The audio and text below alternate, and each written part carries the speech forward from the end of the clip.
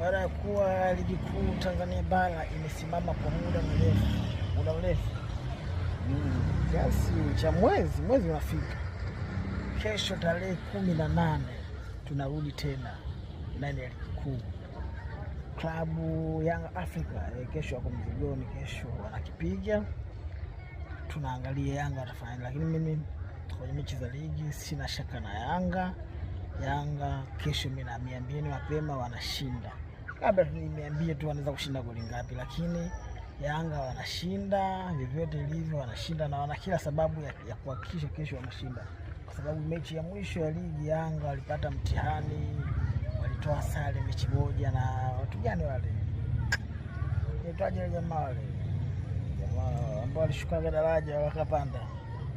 Mnawajua jamani, sina haja kuwataja. Mnawajua. Walitoa nao sare. Basi acha niwataje. Ndio wanaitwa Mbeya City. Walitoa nao sare. Sasa Yanga hawatokubali tena kupoteza mechi yoyote kwa sare au kwa kufungwa. Sasa kesho Yanga watapambana na watashinda na Miembeni. Labda Miembeni Yanga wameshinda goli kidogo 2. Lakini kwenye goli 3 hadi 4 inawezekana.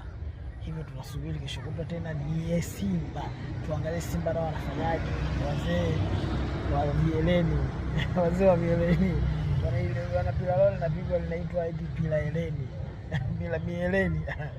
Hatari sana Simba na Yanga vituko. Ngoja tutaliona kesho kutwa ile pila Mieleni kutoka kwa Simba Sports Club. Tayari sana. Yanga kesho mzigoni. Tunasubiri pila Mieleni kesho kutwa, lakini na Miembeni Yanga ana kila sababu ya kushinda na atashinda. Tunasubiri pila Mieleni itakuwaje.